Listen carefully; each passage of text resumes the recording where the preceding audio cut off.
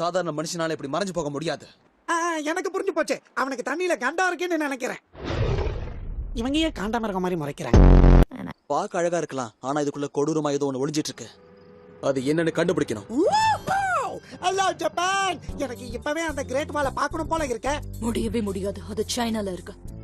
ஓ, பிரச்சனையே இல்ல, நான் சார் கிட்ட கேட்டு சொல்றேன். ஹலோ சார், வணக்கம். எந்த பக்கம் போனா ஷின்ஜூக்கு வரும்?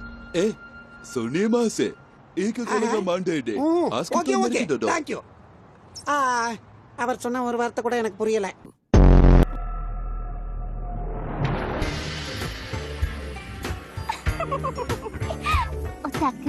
ஒட்டாக்குவா அப்படின்னா நான் அழகா இருக்கேன்னு அர்த்தம்.